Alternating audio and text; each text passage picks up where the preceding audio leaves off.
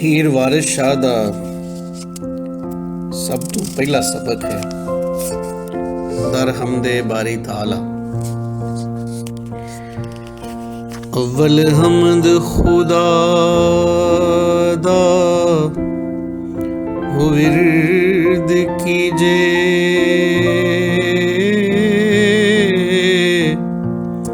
ਤੇ ਇਸ਼ਕ ਕੀਤਾ ਸੂ ਜਗ ਦਾ ਹੋ ਮੂਲ ਮੀਆਂ। ਪਹਿਲਾਂ ਆਪ ਹੀ ਰੱਬ ਨੇ ਇਸ਼ਕ ਕੀਤਾ, ਤੇ ਮਾਸ਼ੂਕ ਹੈ ਨਬੀ ਰਸੂਲ ਮੀਆਂ।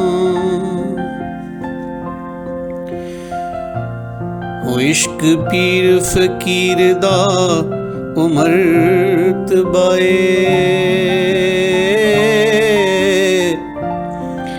ਤੇ ਮਰਦ ਇਸ਼ਕ ਦਾ ਭਲਾ ਉਹ ਰੰਜੂਲ ਮੀਆਂ।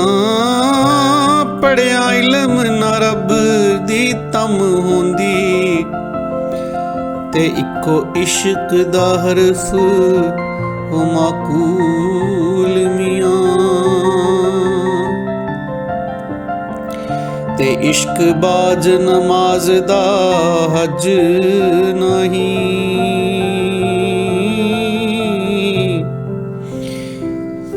ਤੇ ਨਾ ਕਲਮਾ ਕਲਾਮ ਹੋ ਕਬੂਲ ਮੀਆਂ। ਭਾਵੇਂ ਜ਼ੁਹਦ ਇਬਾਦਤਾਂ ਲੱਖ ਕੀਜੇ, ਤੇ ਇਸ਼ਕ ਬਾਜ ਨਜਾਤ ਨਾ ਮੂਲ ਮੀਆਂ। ਤੇ ਮੰਜ਼ਲ ਇਸ਼ਕ ਦੀ ਵਿੱਚ ਮਕਸੂਦ ਮਿਲਦਾ, ਤੇ ਜਿਹੜੇ ਹੋਰ ਨੀ ਤੂਲ ਉਹ ਫਜ਼ੂਲ ਮੀਆਂ। ਵਾਰਿਸ ਆਸ਼ਿਕਾਂ ਤੇ ਕਰਮ ਰੱਬ ਦਾ ਏ, ਤੇ ਜਿੰਨਾ ਕੀਤਾ ਹੈ ਇਸ਼ਕ ਹੁਸੂਲ ਮੀਆਂ।